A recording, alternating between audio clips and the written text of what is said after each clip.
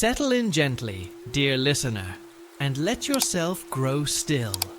Allow your breath to slow, your thoughts to soften, and the weight of the day to drift away like mist over a quiet river. Tonight, we travel together through the ancient corridors of time, back to a world written in clay and starlight, where the earliest voices of humanity recorded what they believed, what they observed, and what they feared. Let this journey carry you into deep and peaceful rest. Within the carefully tended basement archives of the British Museum, rows of weathered clay tablets rest in quiet obscurity beneath reference numbers that reveal nothing of their true importance. These unassuming fragments, irregular in shape and worn by thousands of years of existence, may harbor the most ancient prophetic writing humanity has ever produced. Mainstream archaeology, with its established frameworks and cautious interpretations, has passed over these secrets again and again. Yet within their surfaces, pressed and dried long before memory began, lie encoded messages that speak of something far richer than scholars have generally been willing to consider. The Sumerian King List, long understood as a straightforward chronicle of ancient rulers and their dynasties, reveals upon closer inspection something altogether more layered and mysterious. Viewed not merely as history, but as a structured record of epochs, its patterns suggest a sophisticated intelligence at work behind the simple listing of names and dates. This ancient document opens with its most puzzling section, the Prediluvian rulers, those who reigned before the Great Flood, and here the numbers grow vast and strange, reaching into tens of thousands of years.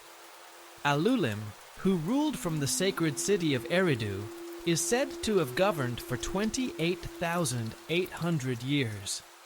After him came Alalgar, whose reign extended across 36,000 years of quiet ancient time. Modern scholars, encountering these figures, typically set them aside as mythological flourish, poetic exaggeration from a culture that thought in grand symbolic gestures. But a careful and unhurried examination of the numerical sequences embedded in these records reveals something worth pausing over. The figures, when translated from the Sumerian base 60 counting system and cross-referenced with Mesopotamian astronomical observations, align themselves with the great cycles of the cosmos, precessional rhythms, solar maxima, and the slow, majestic dance of planetary conjunctions that ancient astronomers tracked across generations with quiet dedication and remarkable precision.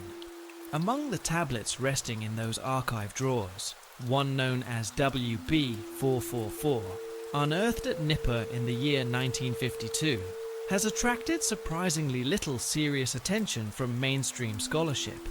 Yet within its weathered surface lies a passage describing what it calls the Great Turning, a moment when the Sky Lords shall return to reclaim their dominion over the earth. The text places this event at the completion of what it calls the Great Wheel, a phrase that becomes luminous with meaning when set beside Mesopotamian astronomical records.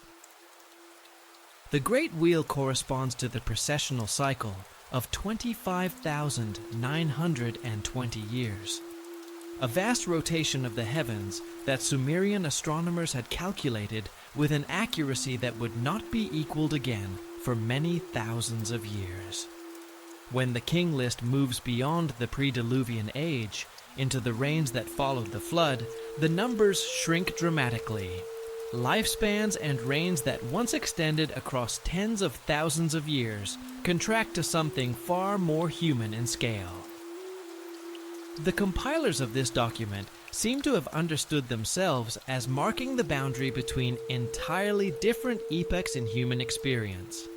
A before and an after, separated by a catastrophe of world-altering proportions.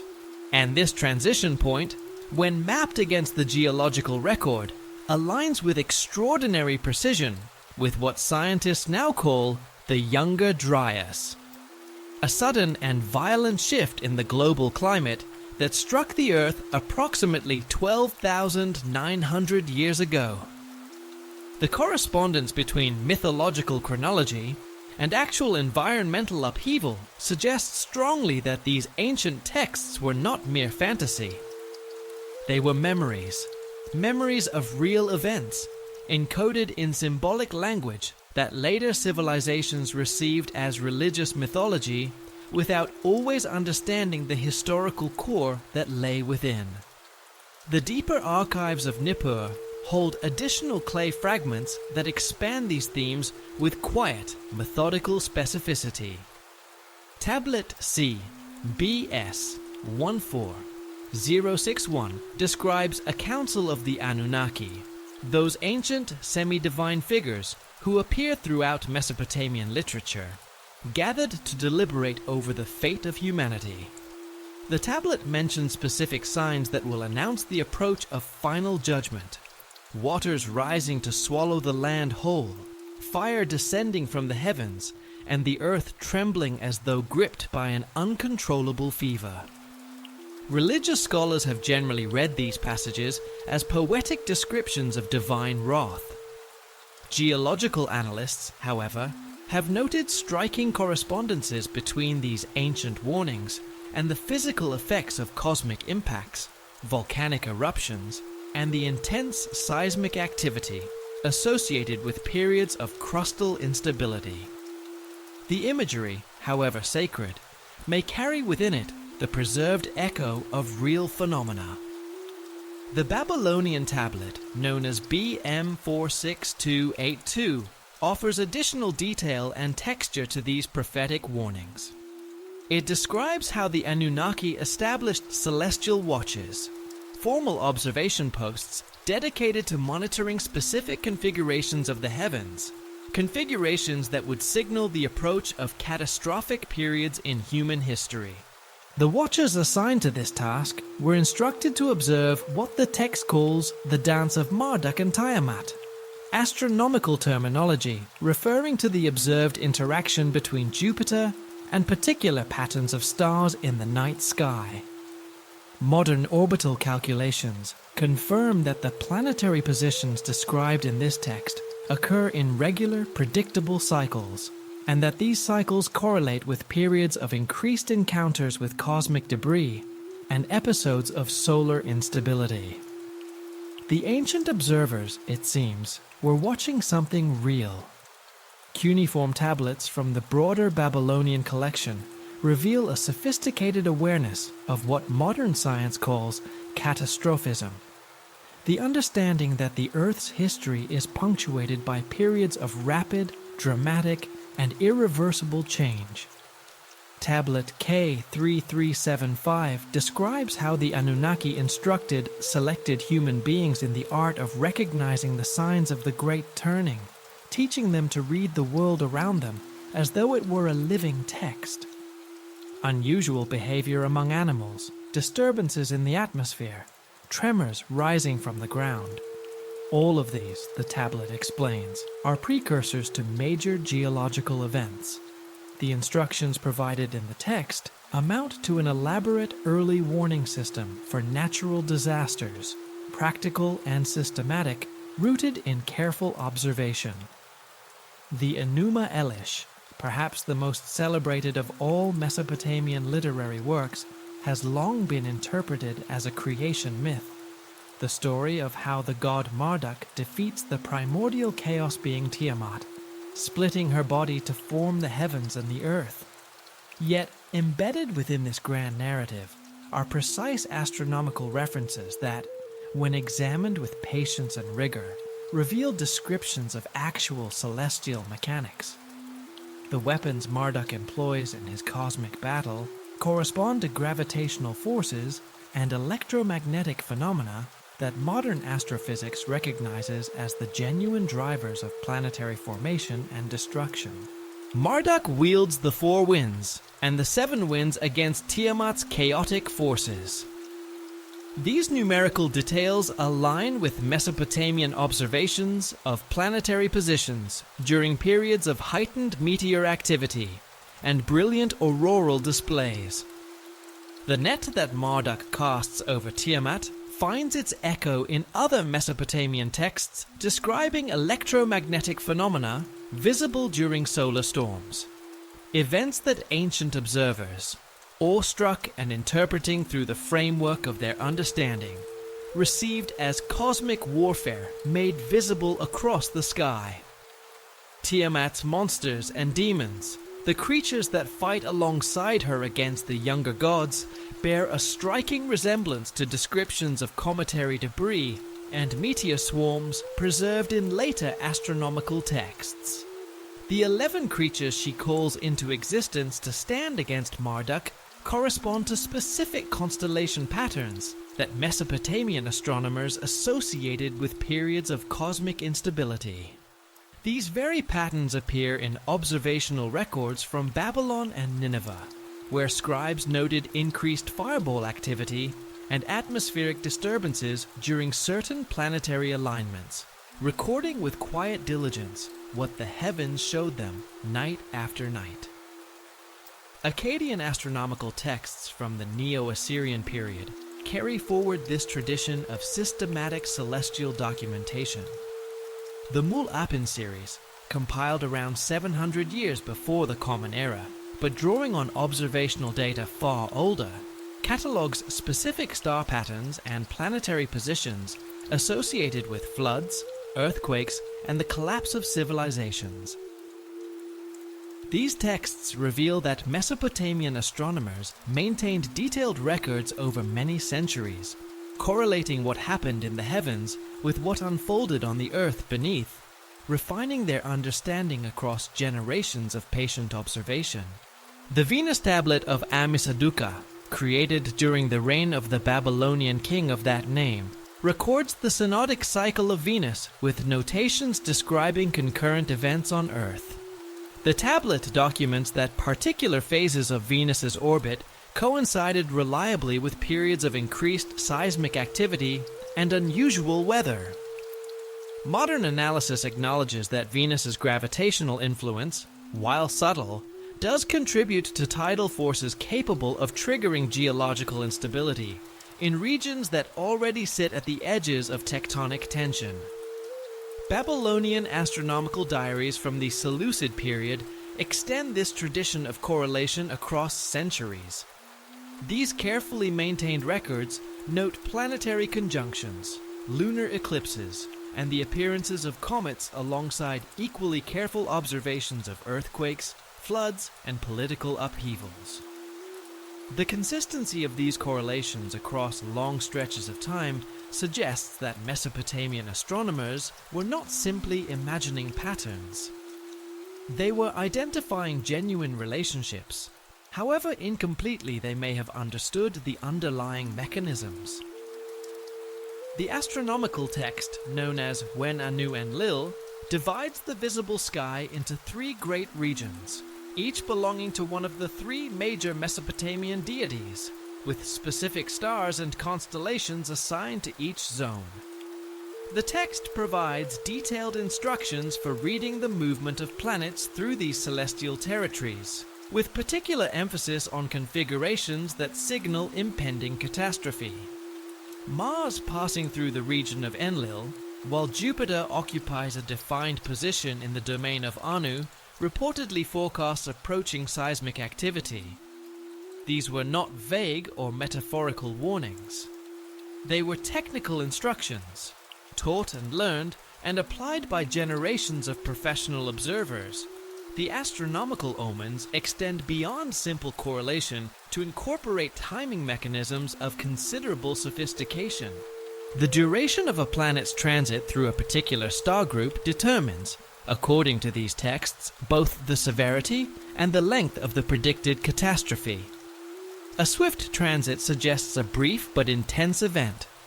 A prolonged planetary residence in an ominous configuration portends an extended period of instability.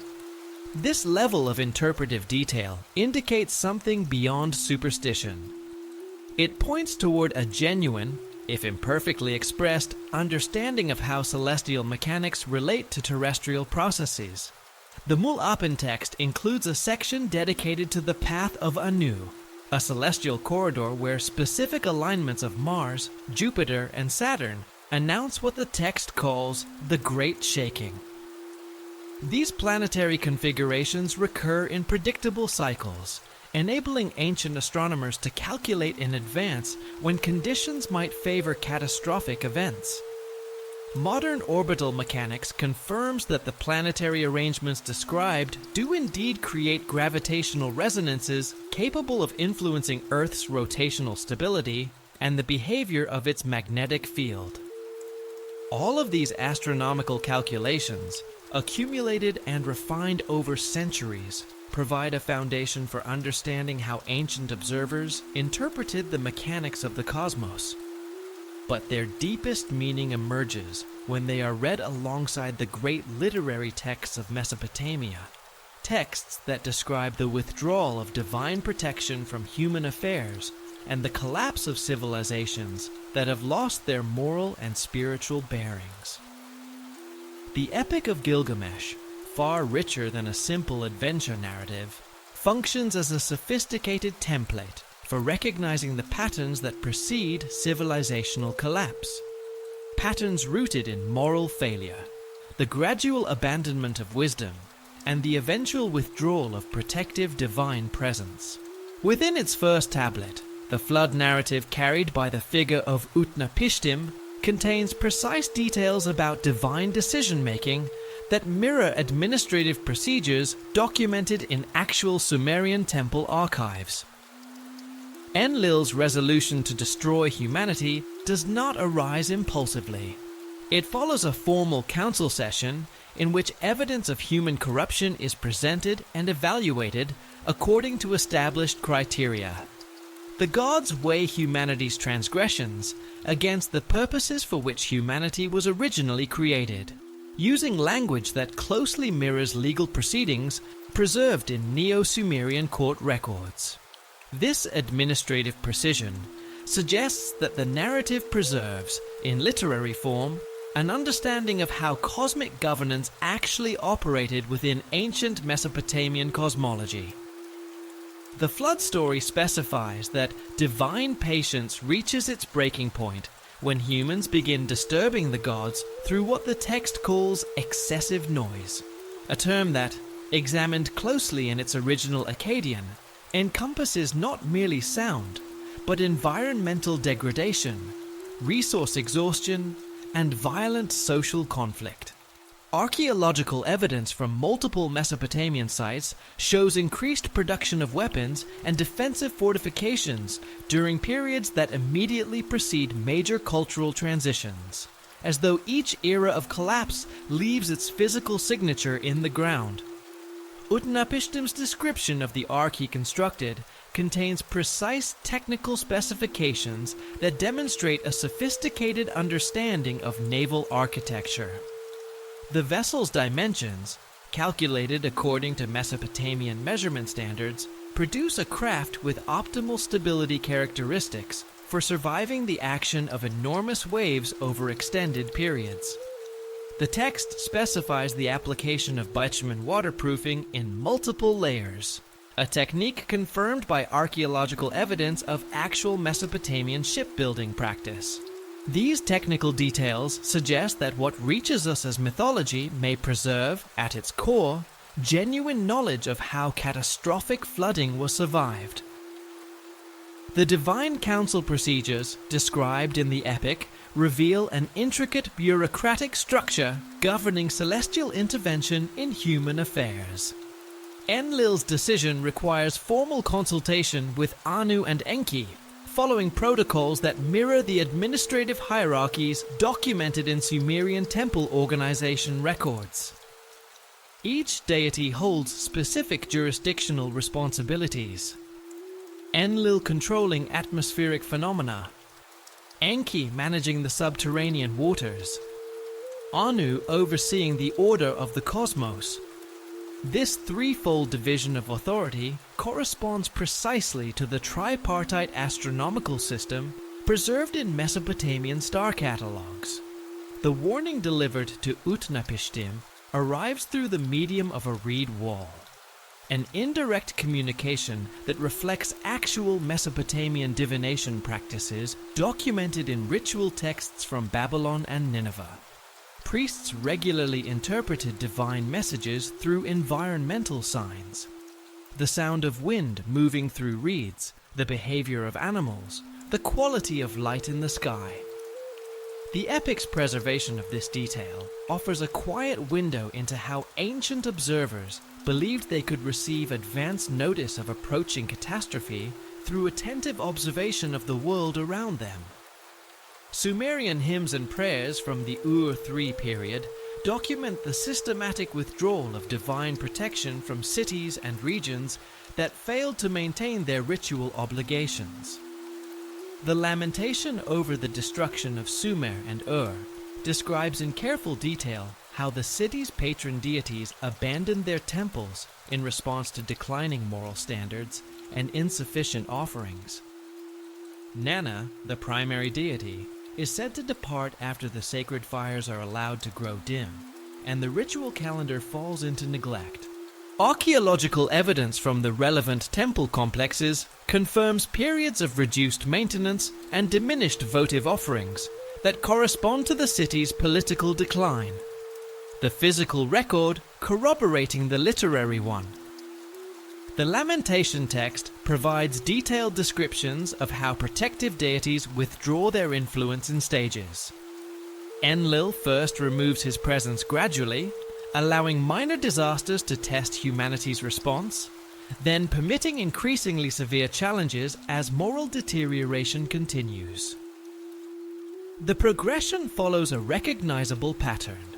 Initial warnings delivered through natural omens, followed by economic hardship and social unrest, and finally complete abandonment that opens the way for military conquest or natural catastrophe.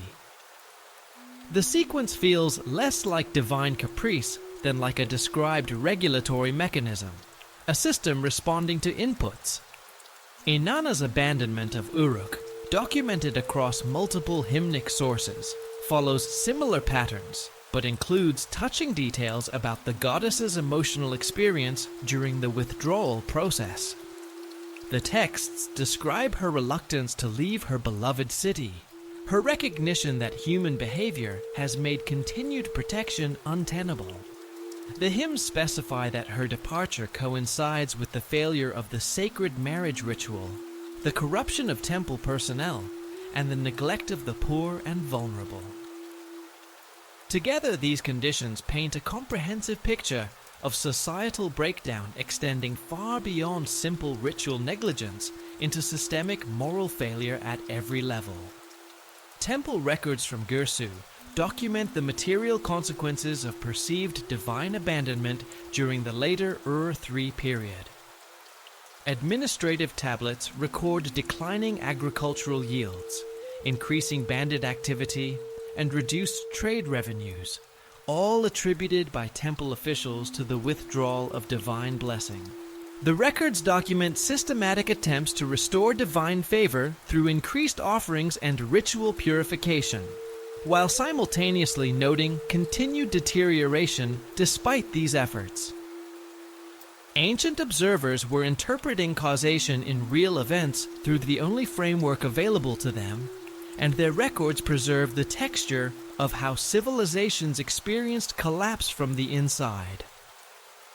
Cylinder seals from the early dynastic period through the Neo-Babylonian era provide visual documentation of these same themes rendered in miniature. Seal impressions show winged beings ascending towards celestial symbols, often accompanied by human figures in postures of supplication or quiet despair. The iconographic vocabulary remains consistent across many centuries, suggesting that the symbolic language of divine departure was well established and widely understood across long spans of Mesopotamian cultural history. The seals of the Akkadian period present complex compositions featuring multiple winged figures arranged around a central tree or mountain symbol. Human observers watch these winged figures from below, some in active worship, others in passive attendance.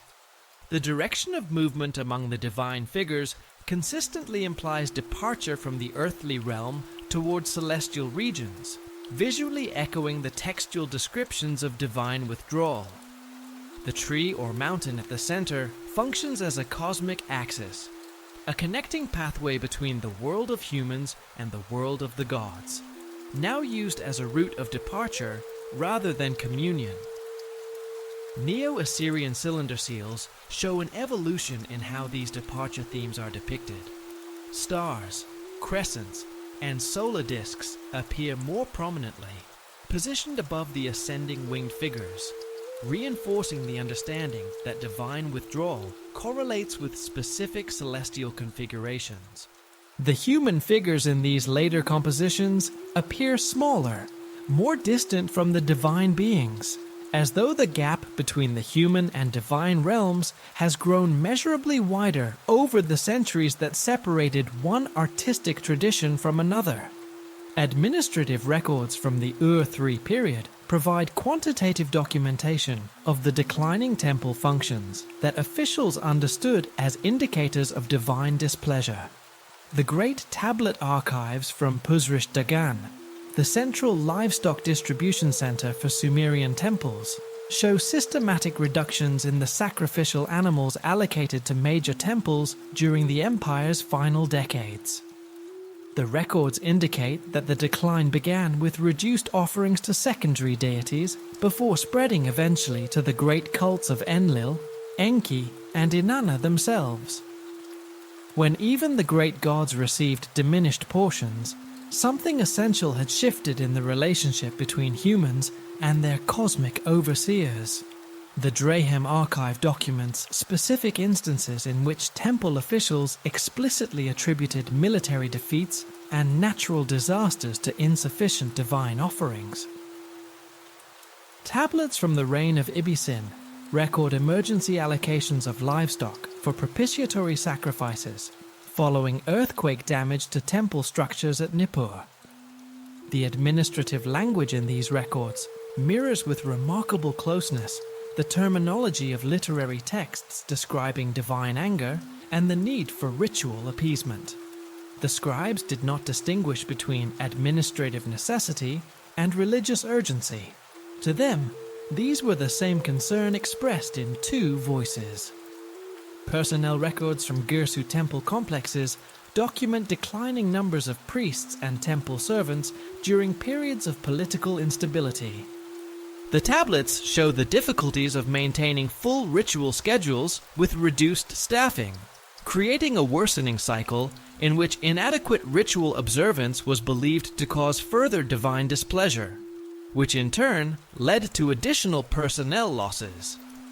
Temple administrators recorded suspensions of daily rituals and reductions in the frequency of sacred observances, noting these practical compromises as potential causes of continuing divine disfavor. A bureaucracy of the sacred trying to manage its own dissolution.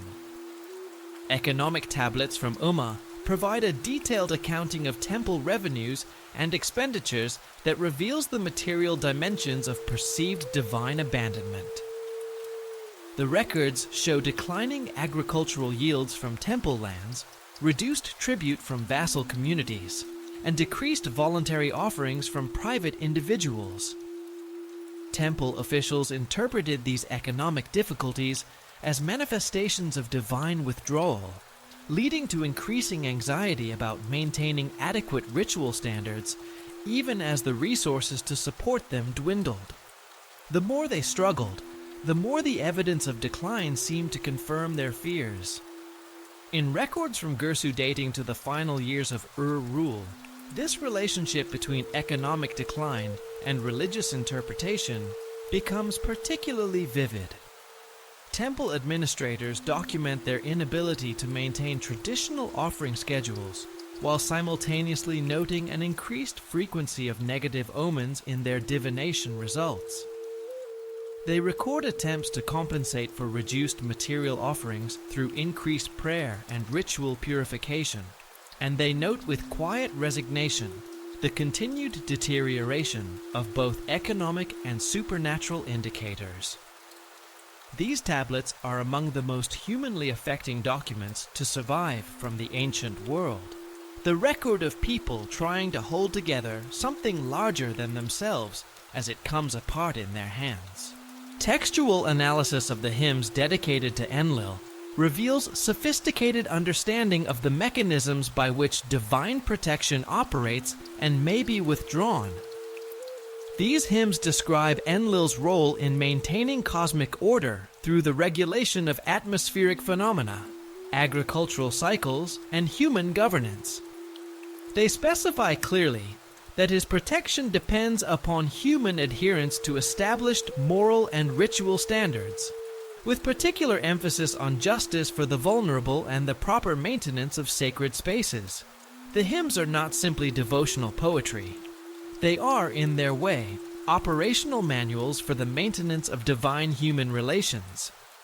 The hymnic literature provides detailed descriptions of the warning signs that precede Enlil's withdrawal of protection: unusual weather patterns, crop failures, increasing conflict between communities, and the breakdown of legal institutions.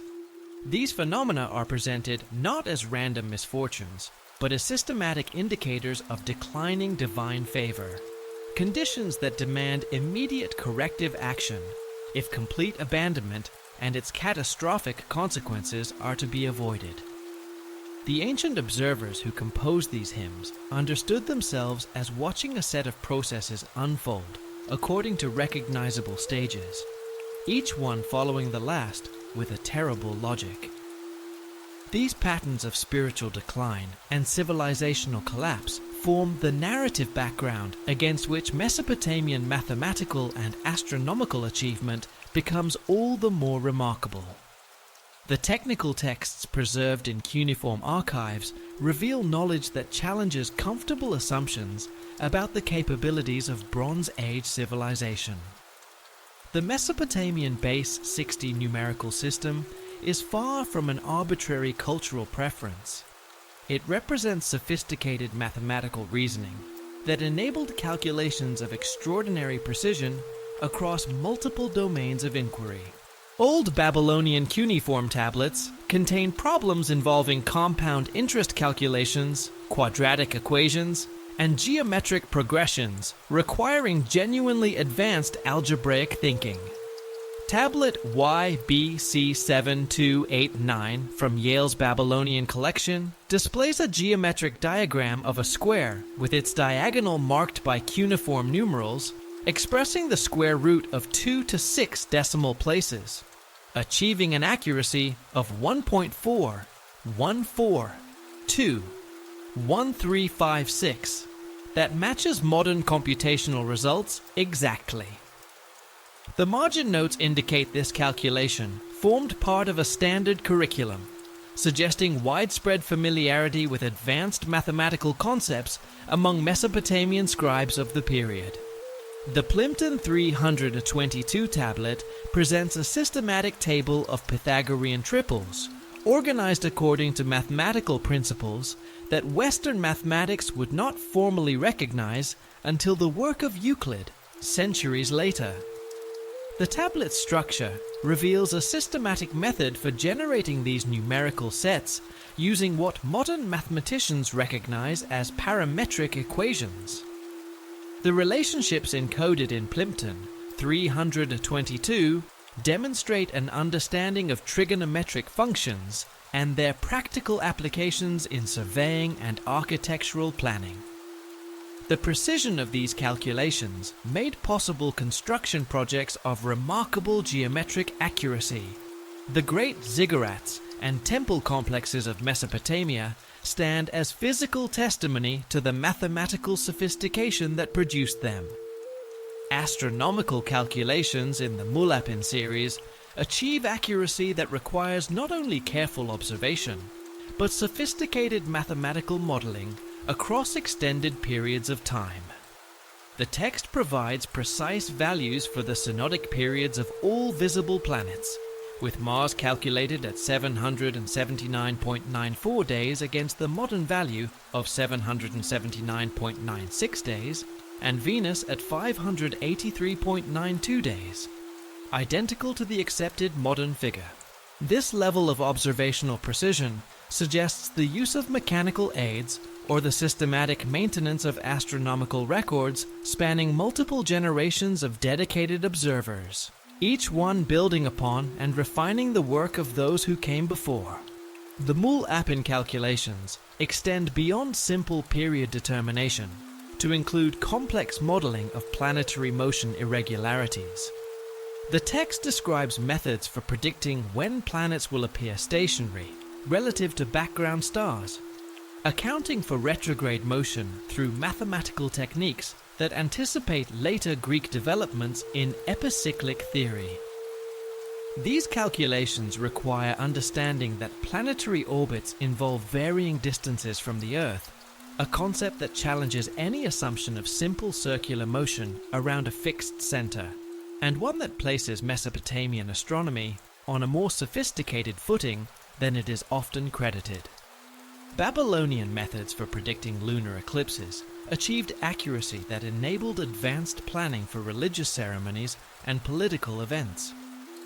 The Saros cycle calculations, preserved in Neo-Babylonian astronomical texts, demonstrate mastery of the 18-year, 11-day, 8-hour eclipse repetition pattern. Babylonian astronomers refined these calculations to account for the additional 8-hour component, recognizing that eclipse visibility would shift geographically with each Saros repetition. This geographical precision required coordinated mathematical modeling of the Earth-Moon-Sun relationship, and it worked. The predictions held. The astronomical diary texts from Babylon contain systematic records of planetary positions measured against background star patterns with a precision that approaches modern observational standards. These measurements employ a coordinate system dividing the ecliptic into 360 degrees with further subdivision into minutes and seconds of arc.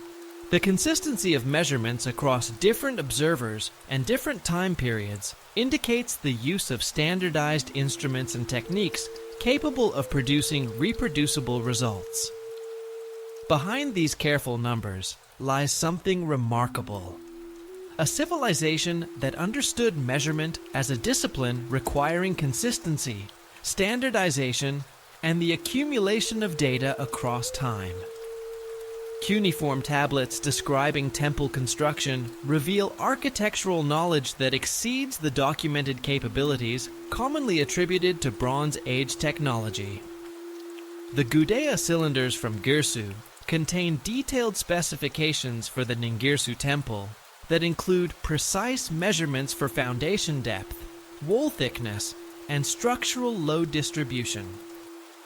The calculations account for soil-bearing capacity, seasonal ground movement, and the thermal expansion of building materials, considerations that require understanding of structural engineering principles not formally codified until much later periods in other parts of the world.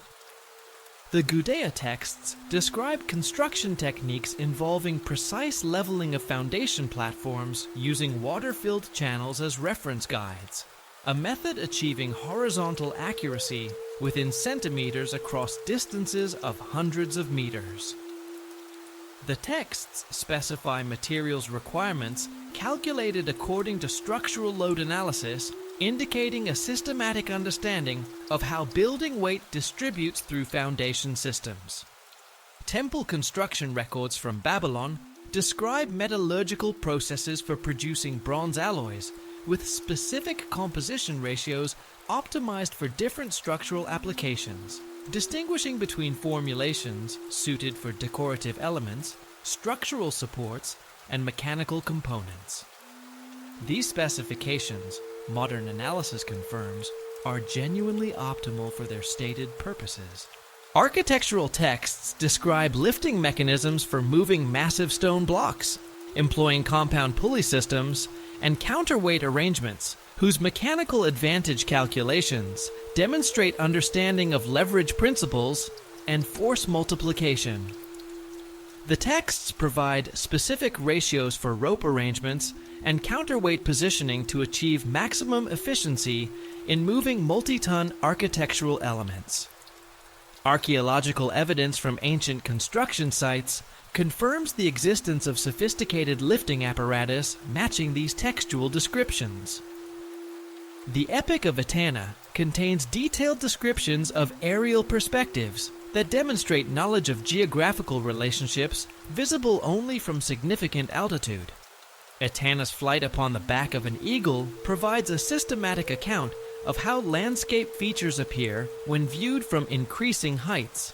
Rivers appear as silver threads winding across the earth. Cities resolve into geometric arrangements of rooftops and streets. Mountain ranges form continuous chains extending toward horizons invisible from the ground. These descriptions match actual aerial perspectives with an accuracy suggesting direct observational experience rather than imaginative speculation. The geographical relationships between Mesopotamian cities and natural features are described with a correctness that remains striking even today. The epic describes the eagle's flight mechanics using terminology corresponding to genuine principles of aerodynamics.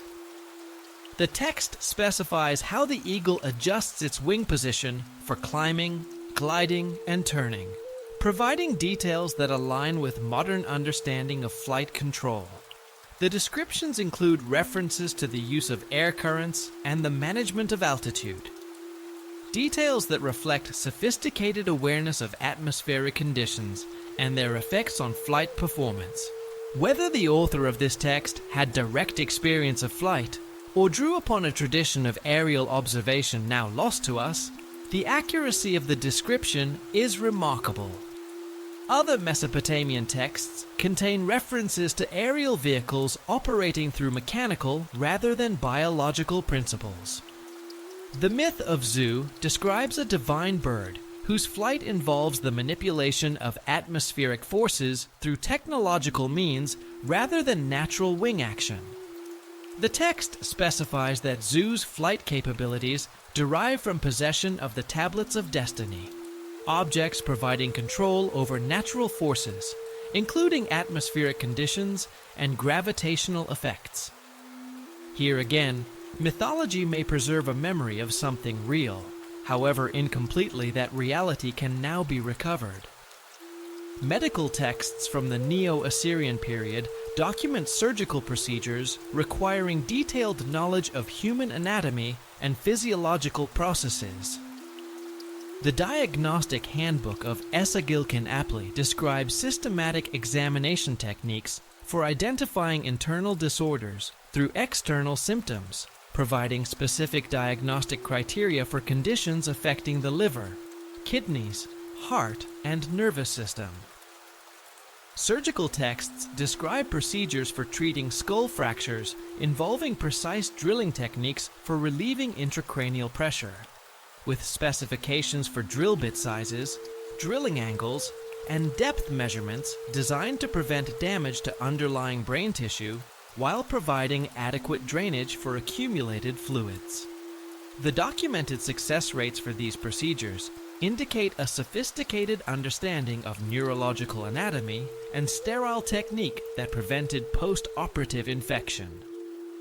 Mesopotamian medical texts describe cataract surgery techniques involving precise manipulation of lens material to restore vision, requiring specialized instruments for accessing the eye's interior chamber and detailed knowledge of ocular anatomy to avoid damage to surrounding structures.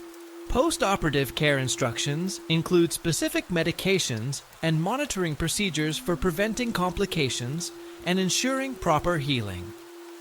The precision and practicality of these instructions speak of a medical tradition built upon extensive clinical experience and systematic refinement across generations of practitioners. Pharmacological texts document preparation techniques for medications requiring precise extraction and purification of active compounds from plant and mineral sources. The instructions specify temperature controls, timing sequences, and concentration ratios that modern analysis confirms as optimal for producing therapeutically effective preparations. The systematic organization of this pharmaceutical knowledge indicates extensive experimentation and rigorous quality control, the work of people who tested what they knew and refined it through the accumulation of results over long spans of time. Metallurgical texts describe alloy production techniques achieving precise control over material properties through systematic manipulation of composition ratios and thermal treatment procedures. The texts specify heating temperatures, cooling rates, and atmospheric conditions that modern materials science confirms as optimal for producing metals with desired characteristics of hardness, flexibility, and corrosion resistance. The precision of these specifications indicates sophisticated understanding of how thermal and chemical processes affect material properties at levels that anticipate modern scientific understanding. Against this background of accumulated technical achievement, the flood narratives preserved across multiple literary traditions take on a different quality. Not as isolated mythological tales, but as interconnected records of actual catastrophic events, understood by ancient observers as recurring phenomena governed by predictable astronomical cycles. The Sumerian account of Ziusudra, the Akkadian Atrahasis epic, and the Babylonian story of Utnapishtim in Gilgamesh represent not separate inventions, but different retellings of a shared memory, systematically encoded and preserved through the very literary and scholarly traditions whose other achievements we have been considering. The Atrahasis epic, preserved on tablets from the old Babylonian period, provides the most comprehensive account of the decision-making process leading to the Great Flood.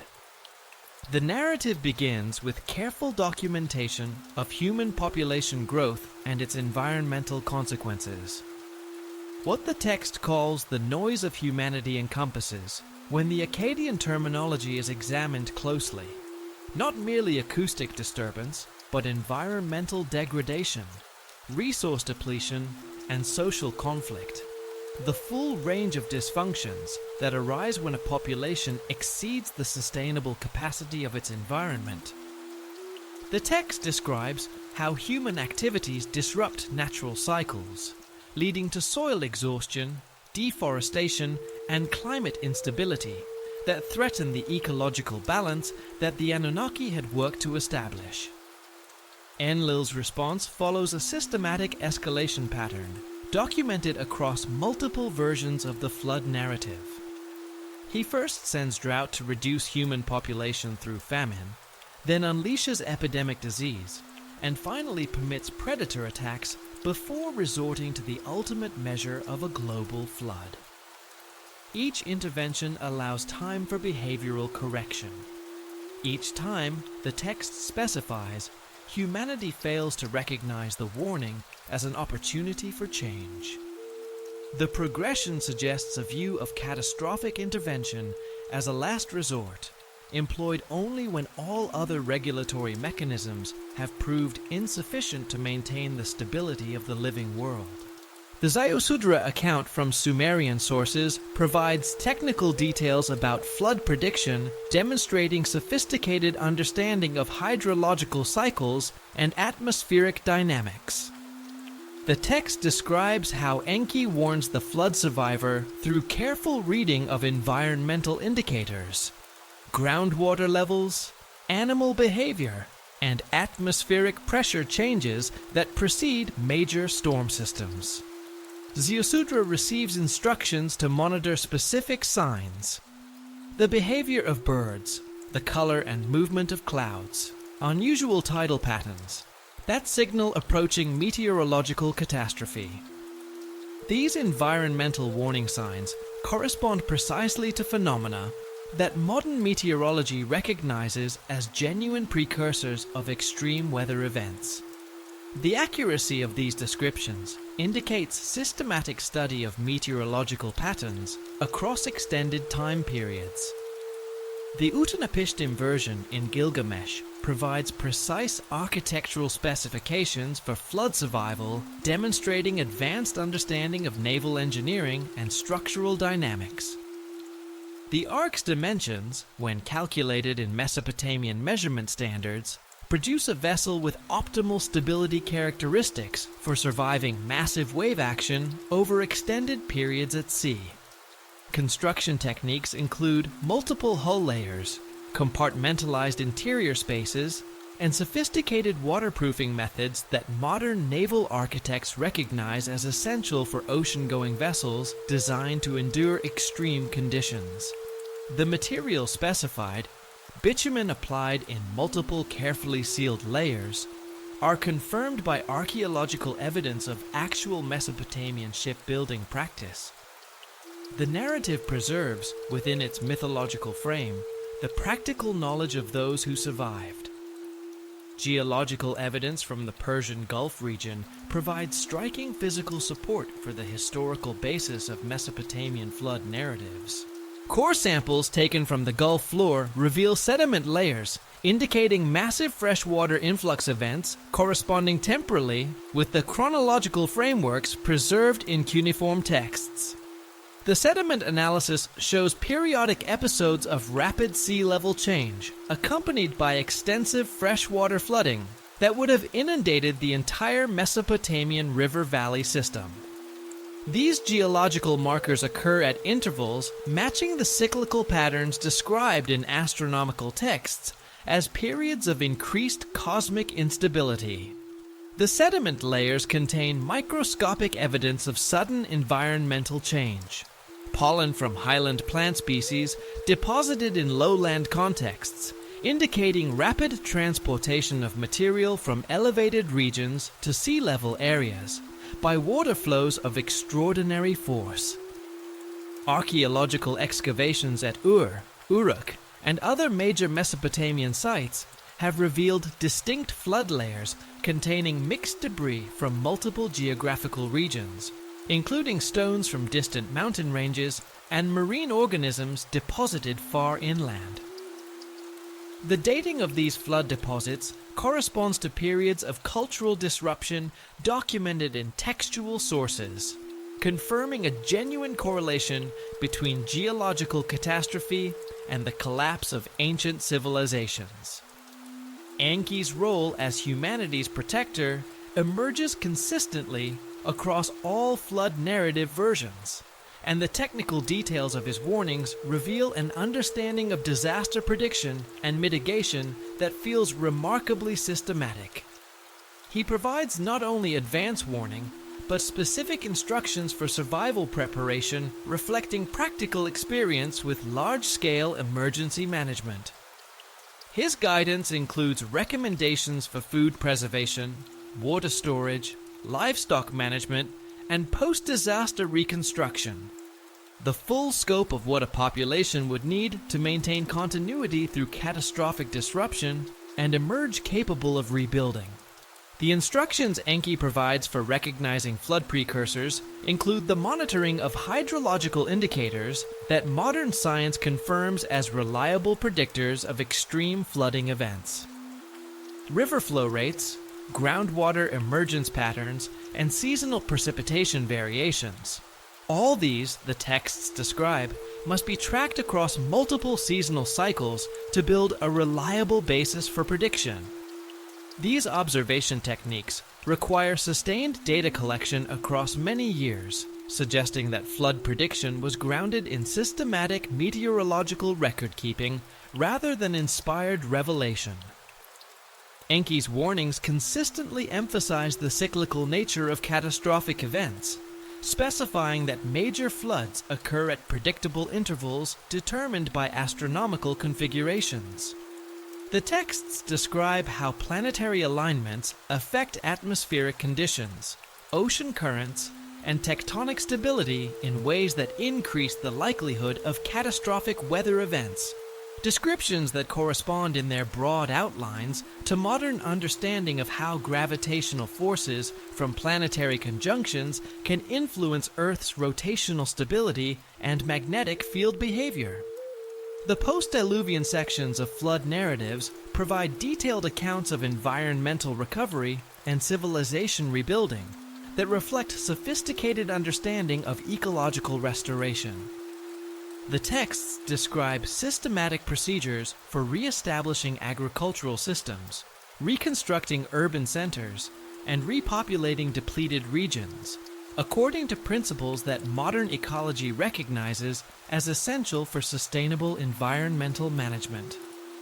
The covenant established between the gods and flood survivors includes specific behavioral guidelines designed to prevent future catastrophic intervention. Sustainable population levels, environmental protection requirements, and resource management practices intended to maintain the ecological balance that catastrophe had disrupted. The rainbow symbol appearing in post-flood covenant narratives across multiple cultural traditions represents, on careful analysis, more than a simple divine promise.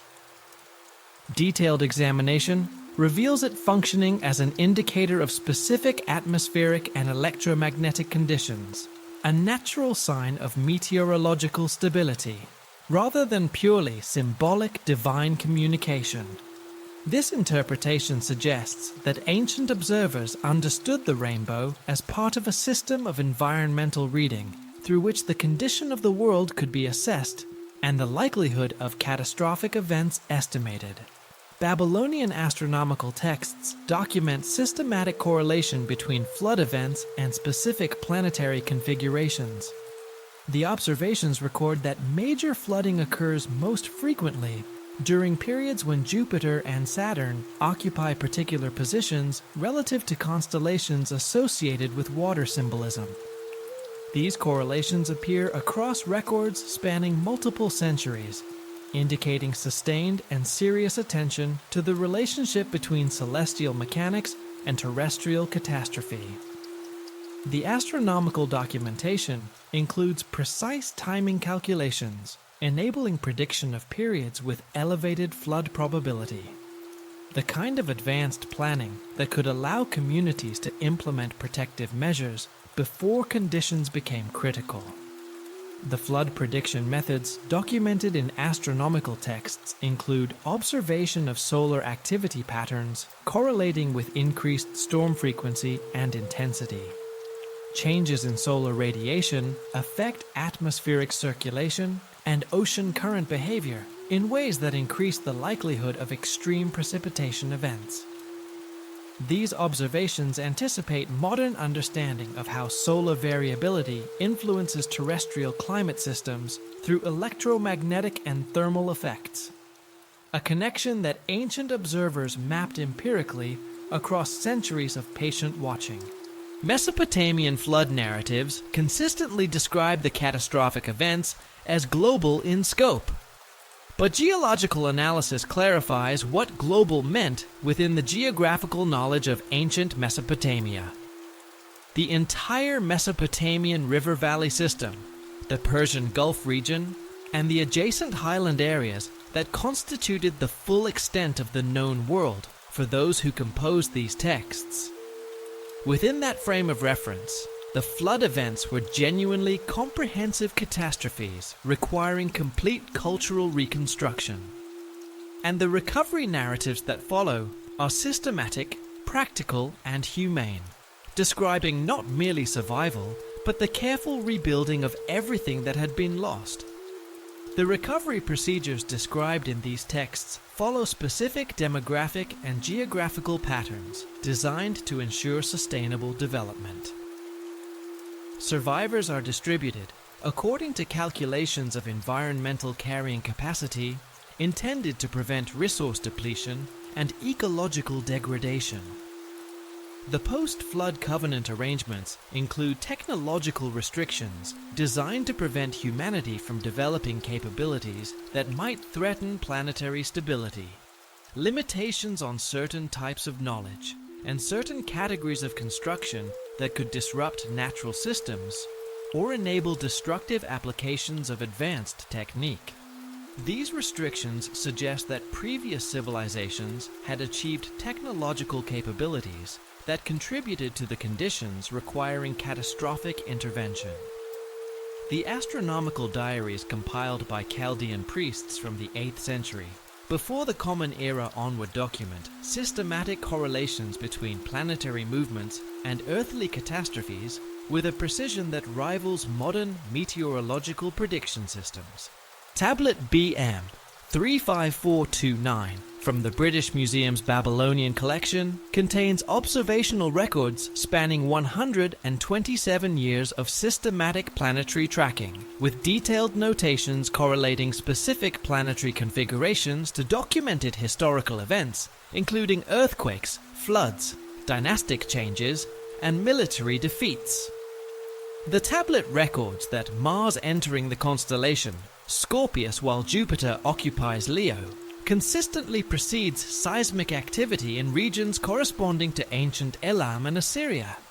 This correlation appears in 17 separate documented instances across the recorded time period, with earthquake occurrence following the described planetary configuration by an average of 23 days. The astronomical diary entries employ a standardized notation system, recording planetary positions relative to a fixed star catalog with sufficient precision to reconstruct exact celestial conditions for any documented date. The scribes measured planetary positions using the Zikpu star catalog, which divides the ecliptic into 18 sections of 20 degrees each, with further subdivision allowing positional accuracy to approximately 1/3 of a degree. Consistent documentation across different observers and different time periods, creating a genuine database of celestial-terrestrial correlations. The diary entries document that Venus conjunctions with specific stars in the constellation Virgo coincide with dynastic transitions and political upheavals throughout the Near East. Tablet B M4 1985 records 14 instances in which Venus approaches within 2 degrees of a particular reference star during periods of royal succession crisis or military coup. The text notes that these conjunctions occur approximately every 8 years following Venus's synodic cycle, but specifies that political consequences manifest only when the conjunction coincides with particular lunar phases and seasonal timing. A level of analytical precision, indicating that Babylonian astronomers were distinguishing between necessary and sufficient conditions for predicted outcomes. Babylonian astronomers developed sophisticated mathematical models for predicting these politically significant conjunctions decades in advance. The calculation methods preserved in mathematical astronomical texts from Seleucid period archives demonstrate systematic mastery of Venus's orbital mechanics, including the slight variations that affect conjunction timing. The astronomers achieved predictive accuracy, enabling advanced planning for potential political instability. A remarkable practical application of celestial observation to the management of human affairs. The astronomical diaries record systematic correlation between lunar eclipses and military disasters affecting Mesopotamian kingdoms. One tablet documents 23 lunar eclipses over an 89-year period, noting that eclipses occurring during specific seasonal periods consistently precede military defeats within 6 months. The text specifies that eclipses during the month of Nisanu prove particularly ominous for military campaigns, with documented correlations to major battlefield defeats. The eclipse prediction methods employed by Babylonian astronomers achieved remarkable accuracy through systematic application of Saros cycle calculations, combined with local observational corrections, accounting for geographical longitude differences. Recognizing that invisible eclipses affected distant regions rather than local territories. The Mul-Apin star catalogues provide comprehensive documentation of celestial bodies whose appearances herald significant terrestrial events, organized according to a systematic classification scheme that correlates stellar phenomena with specific categories of earthly consequence. The catalogues identify 66 stars and star groups, whose heliacal risings, settings, and positional relationships serve as indicators for agricultural planning, military timing, and disaster preparation. Each stellar entry includes detailed specifications for interpreting omen significance based on seasonal timing, atmospheric conditions during observation, and concurrent planetary positions. The star Sirius receives particular attention as an indicator of flood potential and agricultural productivity. The texts specify that Sirius rising before dawn during the month of Abu indicates normal flood conditions for the following year, while early or late rising suggests either drought or excessive flooding. The catalogue provides mathematical calculations for determining precise rising dates based on geographical latitude, enabling observers throughout the Mesopotamian region to apply these predictions locally. Archaeological analysis of flood deposits in the Tigris-Euphrates Valley system confirms strong correspondence between the patterns predicted in astronomical records and those actually preserved in sedimentary layers. The Pleiades cluster functions as a comprehensive indicator system for multiple categories of terrestrial events. The catalogues describe how the cluster's visibility, brightness variations, and apparent changes in size correlate with weather patterns, epidemic disease outbreaks, and the frequency of military conflict. Unusual dimming of the Pleiades indicates approaching epidemic disease. Abnormal brightness suggests increased military activity and political instability. Modern astronomical analysis confirms that the Pleiades' apparent brightness does vary due to interstellar dust-cloud interactions, providing a genuine astronomical basis for observations that might otherwise appear purely superstitious. The constellation Orion serves as a timing mechanism for predicting the severity and duration of winter weather patterns, according to detailed specifications preserved across multiple recensions of the Mul-Apin text. The text describes systematic observation of Orion's rising and setting times, brightness variations of individual stars within the constellation, and apparent positional relationships between Orion and neighboring star groups. These observations enable prediction of winter severity with sufficient accuracy to allow ancient communities to plan food storage, fuel requirements, and livestock management strategies for the cold months ahead.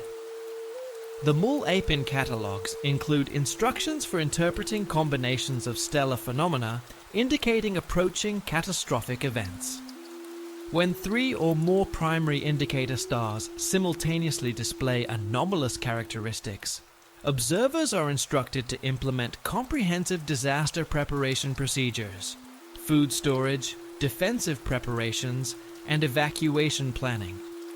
The systematic nature of these instructions suggests a practiced emergency management culture, one that took the signals of the heavens seriously enough to act upon them in concrete and practical ways. Mesopotamian eclipse records demonstrate sophisticated understanding of lunar mechanics and their relationship to terrestrial magnetic field variations, affecting both atmospheric conditions and patterns of human behavior.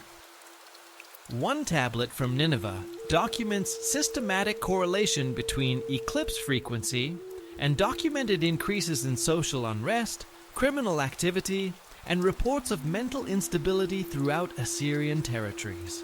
Eclipse interpretation methods preserved in omen texts from the Neo-Assyrian period reveal detailed observation of how lunar phenomena affect human physiological and psychological states. Observations that anticipate modern research demonstrating correlation between lunar cycles and circadian rhythm disruption. Babylonian astronomers developed mathematical models for predicting eclipse sequences with precision, enabling advanced social management.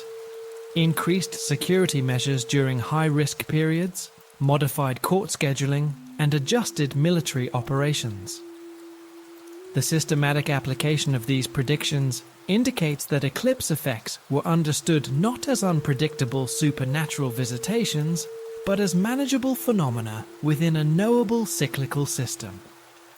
The concept of the Great Year in Mesopotamian astronomy encompasses a comprehensive cyclical framework, correlating multiple astronomical periodicities with historical patterns of creation and destruction.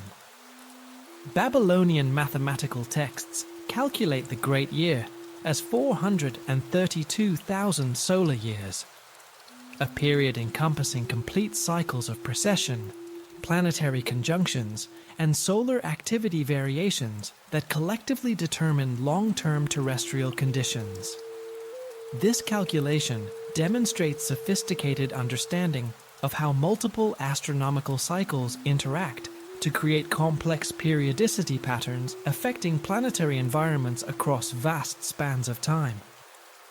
The Great Year calculations incorporate systematic tracking of planetary orbital relationships, creating gravitational resonances that affect Earth's rotational stability and magnetic field behavior.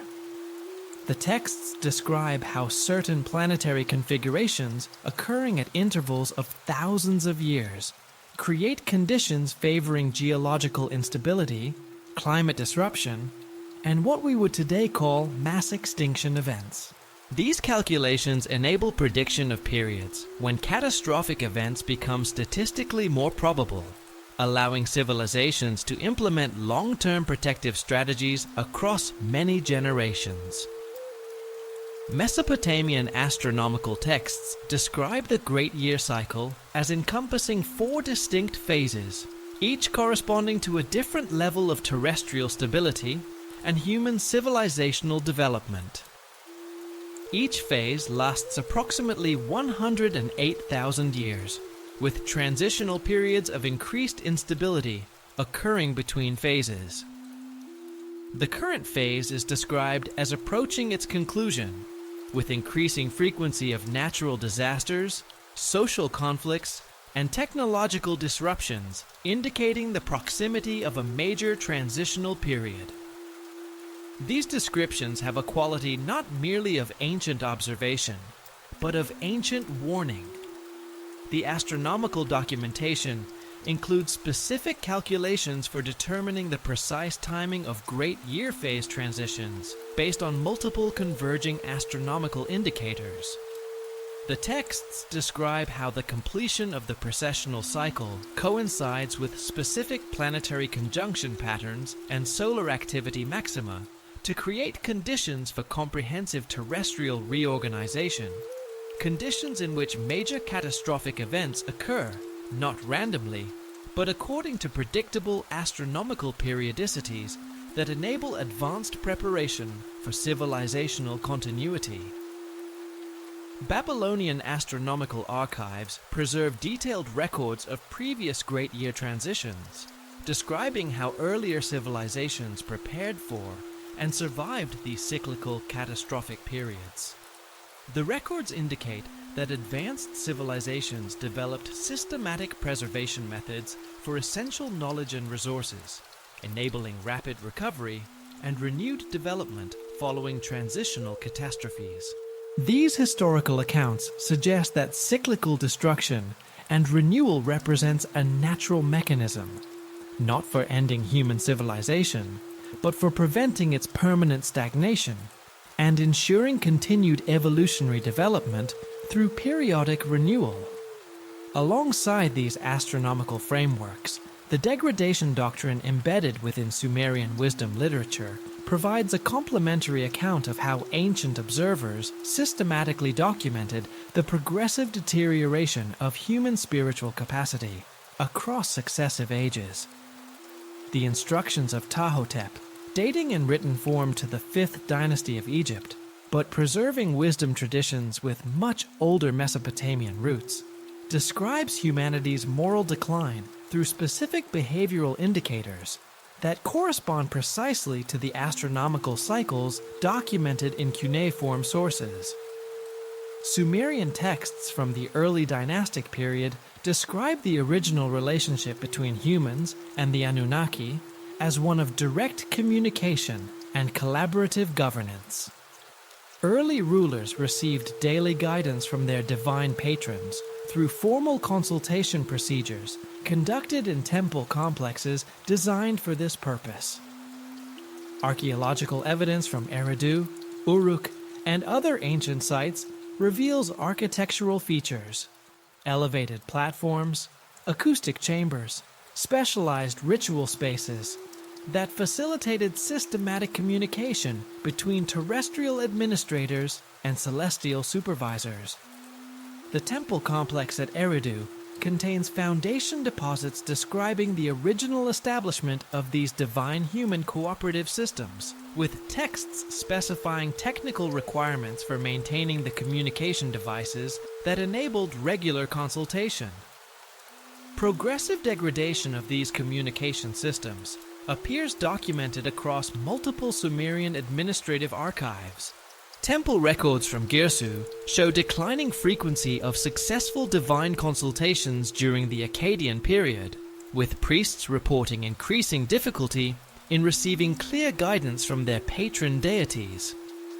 Divine responses became more ambiguous and less frequent, requiring ever more elaborate ritual procedures to achieve communication that had previously been routine. The record of this decline is itself a kind of literature.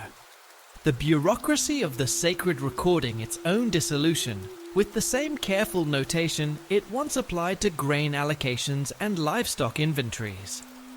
The councils of wisdom, preserved in Neo-Assyrian copies but reflecting much older Mesopotamian traditions, describe 4 distinct phases of spiritual decline. The first involves the loss of direct divine communication and its replacement by interpretive systems requiring specialized priestly mediation.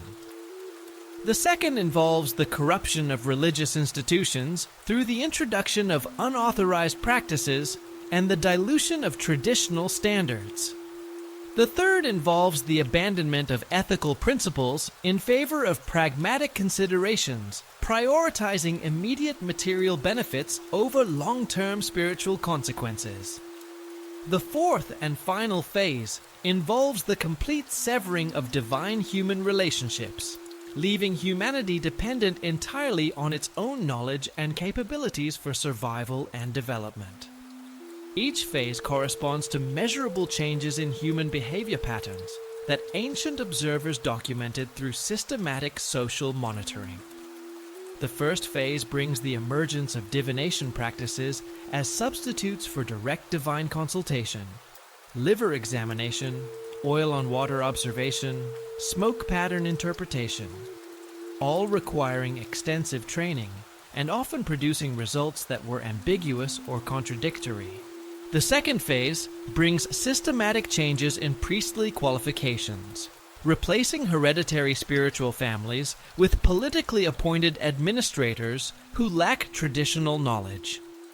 The third phase brings changes in judicial procedures that reduce the emphasis on divine justice in favor of administrative efficiency. The fourth phase brings what the texts call complete spiritual blindness. Populations that have lost the ability to recognize divine presence or interpret spiritual signs, dependent entirely on sensory perception and rational analysis. The degradation doctrine includes detailed descriptions of how spiritual decline affects human physiological and psychological capabilities. Mesopotamian medical texts document correlation between declining religious observance and increased frequency of mental disorders, emotional instability, and cognitive dysfunction within affected populations. Akkadian diagnostic texts describe specific symptom patterns indicating spiritual disconnection, persistent anxiety despite material security, inability to find satisfaction in traditional pleasures, compulsive behavior patterns that resist rational control, and progressive loss of empathy and social connection. These conditions, the texts specify, cannot be treated through conventional medical approaches, but require restoration of spiritual practices and divine relationship, a distinction between symptoms and their underlying cause. The relationship between spiritual decline and technological development receives sustained attention in Mesopotamian wisdom literature. The Adapa myth describes how premature access to divine knowledge creates dangerous capabilities in spiritually immature populations. Technological power without corresponding spiritual development leads inevitably to destructive applications that threaten planetary stability. This pattern explains why divine intervention becomes necessary when civilizations achieve certain technological thresholds without maintaining adequate spiritual foundation. The capability has outgrown the wisdom required to use it safely. Babylonian prophetic texts describe specific technological developments indicating approaching civilizational collapse due to spiritual inadequacy. Weapons capable of mass destruction, transportation systems enabling rapid global communication, and manufacturing processes that alter natural environmental systems. These capabilities become dangerous when developed by populations that have lost divine guidance and traditional wisdom constraints. The texts describe them not with condemnation of technology itself, but with concern for the spiritual maturity, or lack of it, of the civilizations that possess it. Analysis of recurring themes across Mesopotamian prophetic literature reveals sophisticated understanding of how multiple degradation processes converge to create conditions requiring divine intervention. The Akkadian texts known as the Prophecy of Marduk describe specific combinations of social, environmental, and spiritual indicators that collectively herald what the ancients called the final turning, a period when accumulated civilizational dysfunction reaches critical thresholds that threaten planetary stability. The Marduk prophecy specifies that final phase conditions manifest through the simultaneous occurrence of previously separate degradation indicators: political corruption, environmental destruction, spiritual abandonment, and technological overreach coinciding within single generations, creating systemic instability that exceeds human capacity for self-correction. Archaeological evidence from multiple Mesopotamian sites confirms that major civilizational collapses indeed followed periods characterized by precisely this combination of dysfunction patterns. The fall of the Akkadian Empire, around 2154 before the Common Era, occurred following a sequence of events matching the degradation progression described in cuneiform prophetic texts with remarkable fidelity. Administrative records from the final decades of Akkadian rule document systematic breakdown of divine consultation procedures, widespread corruption of religious institutions, abandonment of traditional legal principles, and increasing reliance on military technology for maintaining social order. Climate data from ice core analysis confirms that the Akkadian collapse coincided with a severe drought period lasting approximately 300 years, beginning around 2200 before the Common Era, matching descriptions in Mesopotamian texts of divine punishment manifesting through withdrawal of agricultural blessing and disruption of natural cycles. The collapse of the Ur, state around 2004 before the Common Era, followed similar patterns documented in Sumerian lamentation texts. Archaeological evidence from final occupation levels reveals declining maintenance of temple facilities, reduced quality of religious artifacts, and increasing militarization of urban spaces. The physical evidence confirms textual descriptions of spiritual decline preceding political collapse, layer by layer in the accumulated deposits of abandoned cities. The Neo-Assyrian Empire's destruction in 612 before the Common Era provides the most comprehensively documented example of collapse following the prophetic patterns described in Mesopotamian literature. Assyrian administrative archives from Nineveh contain systematic records of declining divine consultation effectiveness, increasing reliance on military solutions for administrative problems, and progressive abandonment of traditional wisdom in favor of innovative but untested approaches. The empire's final decades featured exactly the combination of spiritual, political, and technological dysfunction that prophetic texts identify as precursors to catastrophic collapse. Archaeological excavations at Nineveh revealed destruction layers containing simultaneous evidence of fire, earthquake damage, and military assault, the convergence of multiple catastrophic forces, just as the texts had described. Mesopotamian cosmology presents divine intervention, not as arbitrary supernatural interference, but as systematic correction of natural processes disrupted by human dysfunction. The Enuma Elish describes creation as involving the establishment of natural laws that operate autonomously under divine oversight, requiring periodic adjustment when human activities disrupt established equilibrium. Divine intervention becomes necessary when human civilizations fail to recognize and adapt to the natural cycling patterns of the cosmos, creating conditions that threaten planetary stability. The text, known as the Epic of Era, describes how Marduk's temporary withdrawal from active governance allows natural destructive forces to operate without divine restraint, creating opportunities for clearing away dysfunctional civilizational structures.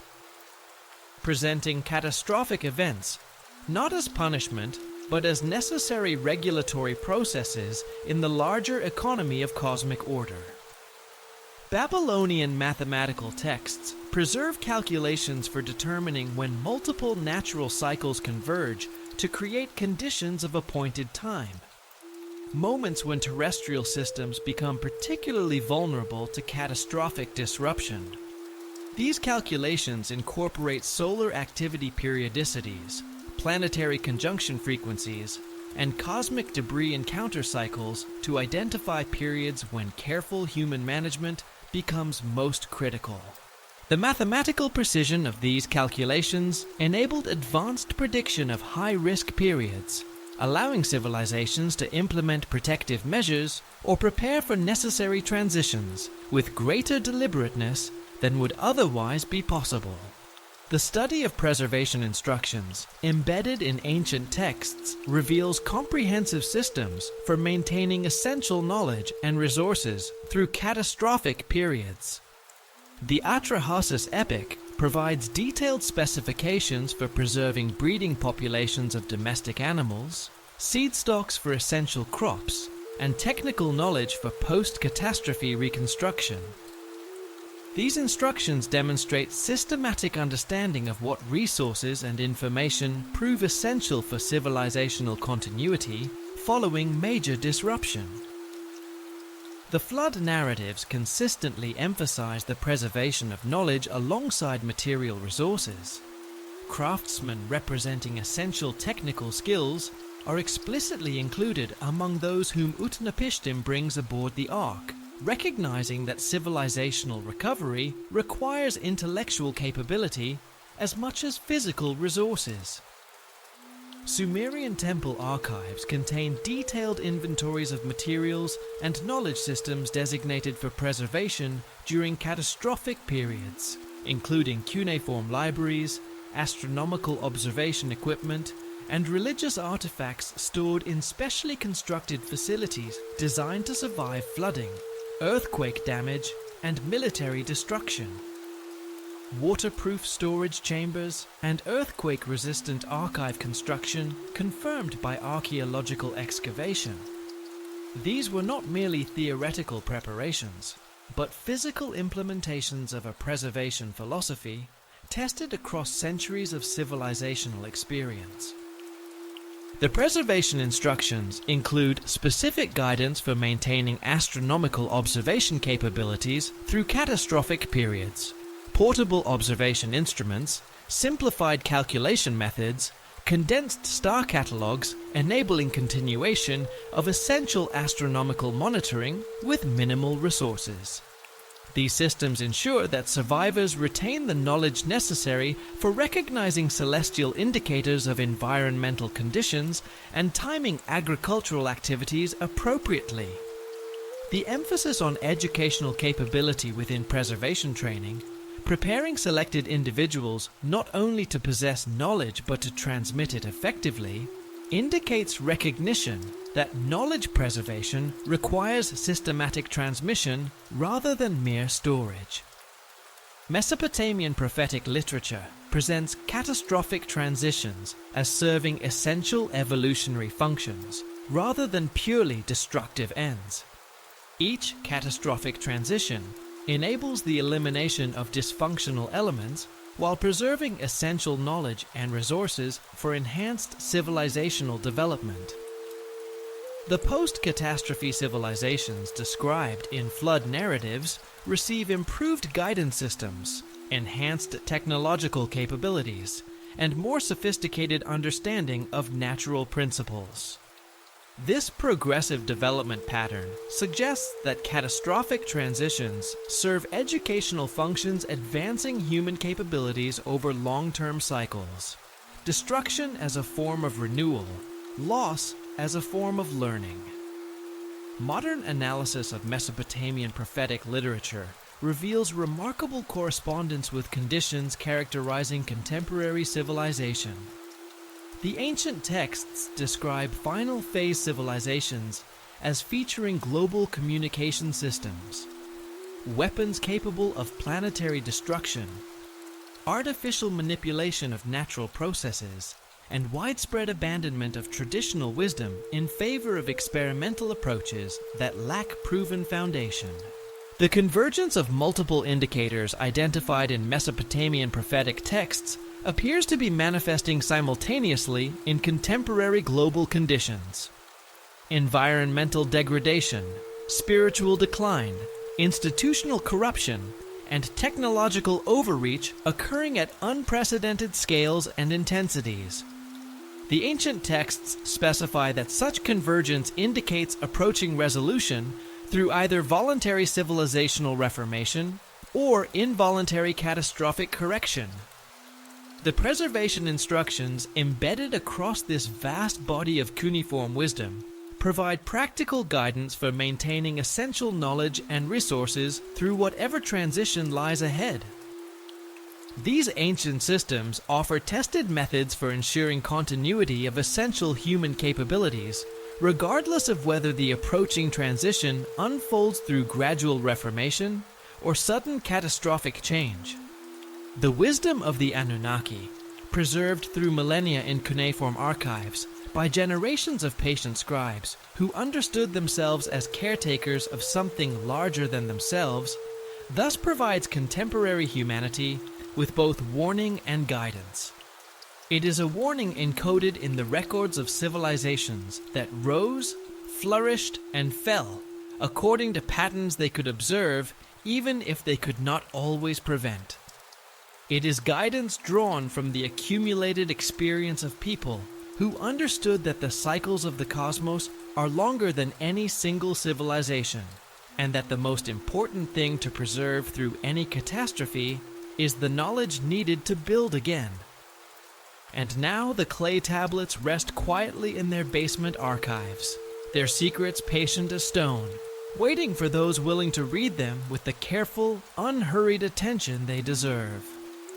Let your eyes grow heavy now, and let the ancient world recede gently into the soft darkness behind closed eyelids. The rivers of Mesopotamia flow on, somewhere beyond the edges of time. The stars that Babylonian astronomers watched with such devotion still trace their slow circles overhead. And somewhere in that great turning, in the patient rhythm of cycles longer than memory, there is a kind of peace. A reassurance that what is essential endures, that wisdom is never truly lost, only waiting to be rediscovered. Rest now. You have traveled far tonight, through deep archives and deeper time.